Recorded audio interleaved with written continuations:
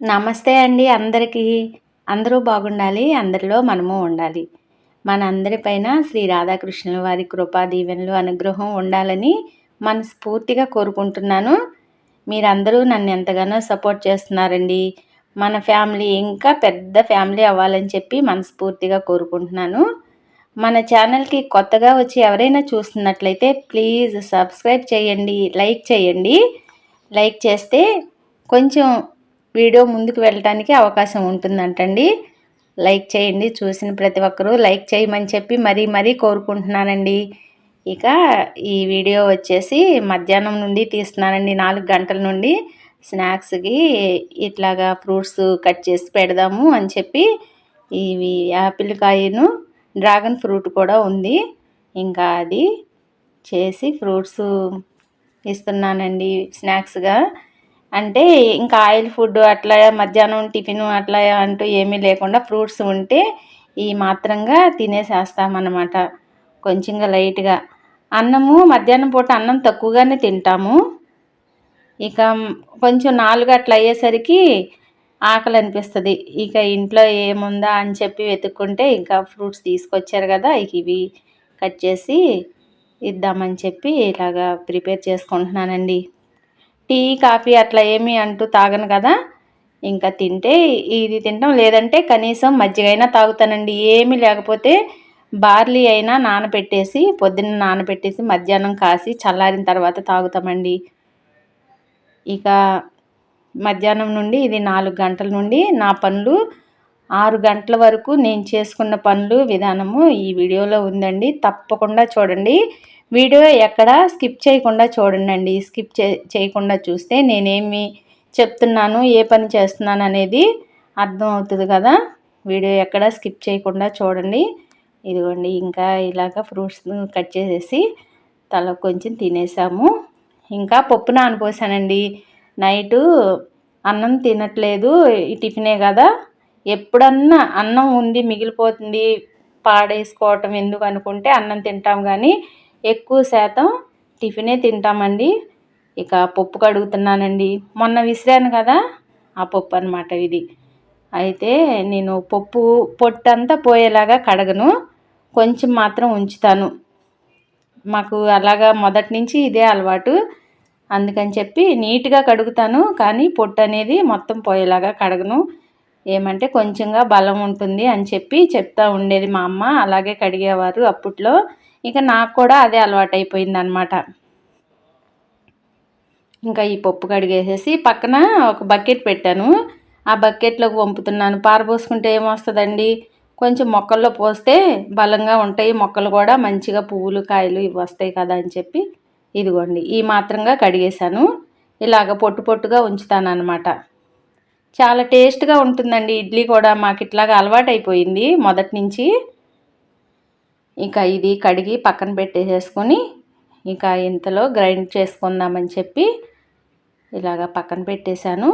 రవ్వ నానపోయాలి కదా అని చెప్పి ఒక గ్లాస్కి గ్లాసున్నరే రవ్వ వేస్తానండి. నేను సమానంగా వేయను. ఇడ్లీ పిండే ఎక్కువ ఉంటే టేస్ట్గా బాగుంటుంది, మెత్తగా. అందులో మిక్సీలో పడతాను కదా అందుకని. ఎందుకంటే ఎక్కువ జనం ఉంటే ఇంట్లో ఎక్కువ మనుషులు ఉన్నప్పుడు గ్రైండర్ వేస్తానండి. ఎందుకు, ఇద్దరు మనుషుల కోసం అని చెప్పి మిక్సీలోనే వేసేస్తాను పప్పు. ఇప్పుడు కనుక రుబ్బి పెట్టేసుకుంటే నైటు 7 అయ్యేసరికి కొంచెంగా పులుసుదని చెప్పి ఇంత త్వరగా పట్టేస్తున్నాను అనమాట పిండి. ఇక 4-5 వంపులు వంపుకోవచ్చు. అసలు ఎండండి ఎండాకాలం కంటే ఎక్కువగా చూపిస్తుందండి. ఎంత సెగగా ఉందో, పని చేస్తున్నానే కానీ చెమటలు ధారాళంగా కారిపోతున్నాయి అన్నమాట. ఇదిగోండి కూరగాయలు తీసుకొచ్చారు, సర్దుదామని చెప్పి ఒక గిన్నె తీసుకొని ఆ గిన్నెలోకి వేయాలని చెప్పి ఒక బేషన్ తీసుకున్నాను. టమాటాలు, వంకాయలు, బంగాళదుంప తీసుకొచ్చారు. అయితే ఆ శామదుంపలు అవి తీసుకురమ్మన్నాను, మర్చిపోయారంట.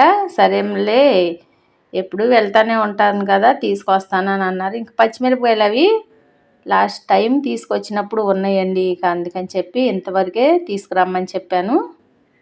ఇక ఈ మాత్రంగా తీసుకొచ్చారు. ఇక ఒక బేషన్లో వేసేసి ఇవి పక్కన పెట్టేసుకున్నాను.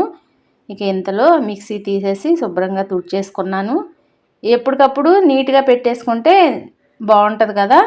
ఆ మిక్సీ కింద కూడా రాయి మీద ఎప్పటికప్పుడు ఏమి మరకలు అట్లా ఏమి లేకుండా క్లీన్ చేసేసుకుంటే మనకే పని తక్కువగా ఉంటుంది. ఒకేసారి శుభ్రం చేయాలి అని అనుకున్నప్పుడు ఎక్కువగా అనిపించకుండా ఎప్పుడు పని అప్పుడు క్లీన్గా పెట్టేసుకుంటే మనకి పని తక్కువగా అనిపిస్తుంది అన్నమాట చేసుకునేటప్పుడు.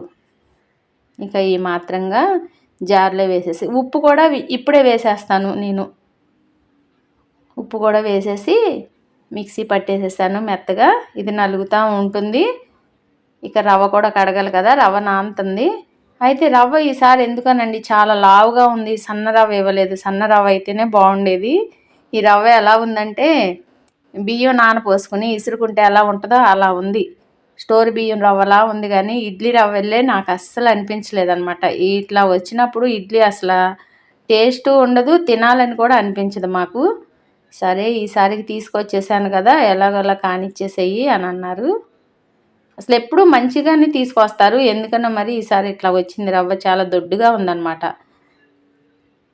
ఇక 1కి 4 సార్లు కడిగేసుకున్నాను రవ్వ. ఇక ఆ పిండి ఈ గిన్నెలోకి తీద్దామని చెప్పి గిన్నె కూడా కడిగి పక్కన తొలిపి నీళ్ళతో పెట్టుకుంటున్నాను అనమాట.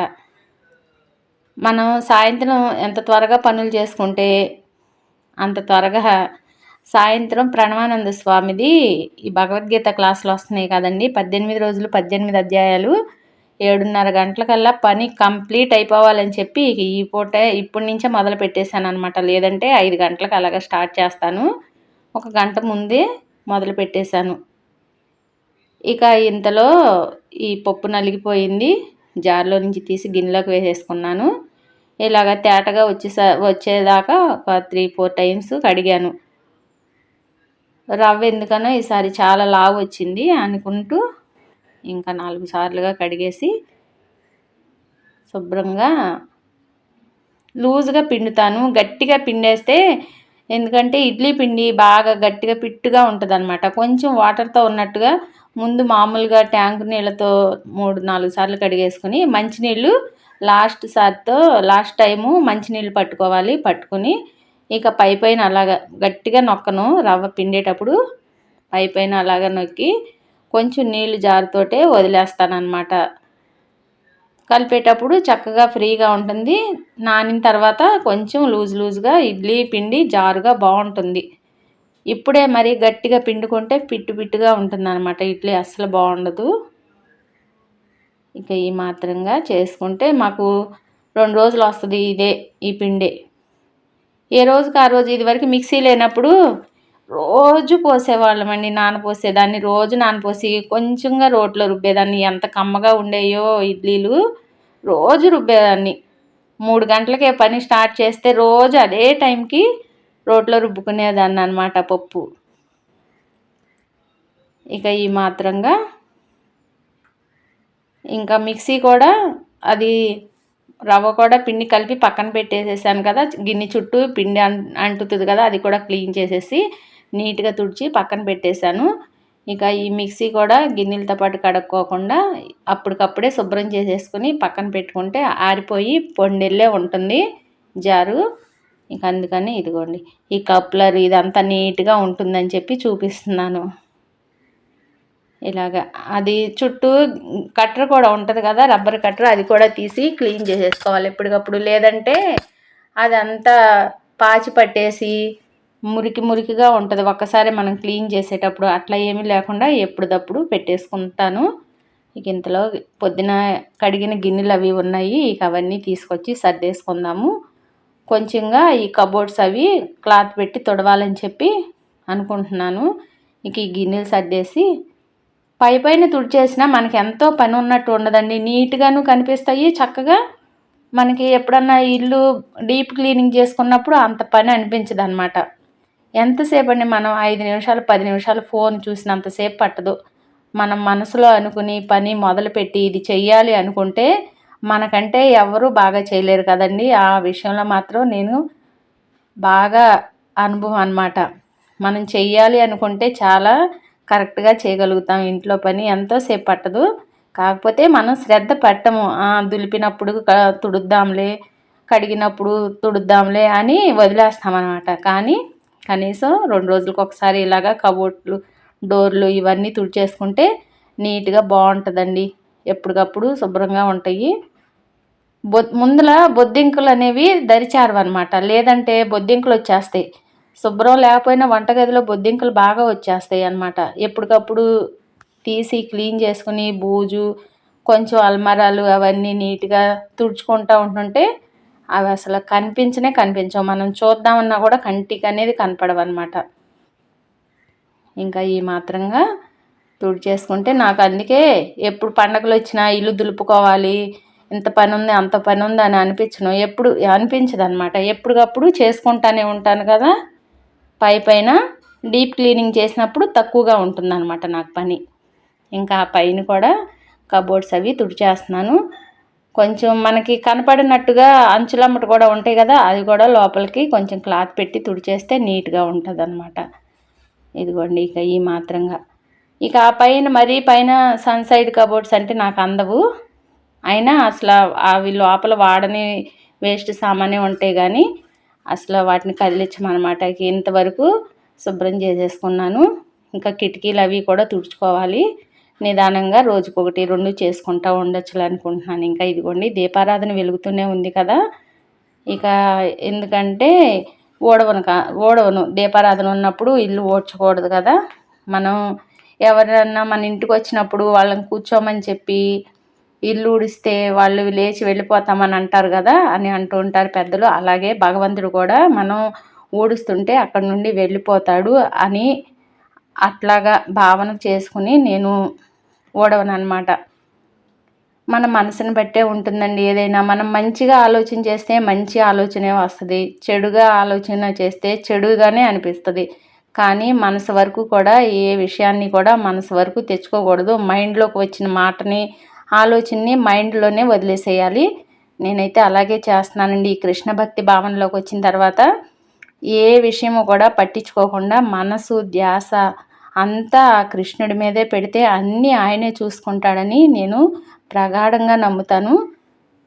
నా విషయంలో అలాగే జరుగుతుంది. అందుకని చెప్పి నా పనేంటో నేనేంటో అంతవరకే కానీ ఇంకా వేరేగా పట్టించుకుని ఎక్కువగా మైండ్లో తొలుచుకోవటం, ఏదైనా విషయం వస్తే దాన్ని సాగతీసి పెట్టుకోవడం అలాంటిదంటూ ఏమి చేయనండి నేను. మైండ్ని ఎప్పుడు పీస్ఫుల్గా ప్రశాంతంగా ఉంచుకోవడానికి ఆలోచించేస్తానన్నమాట భగవంతుని ధ్యాసలో ఉండి.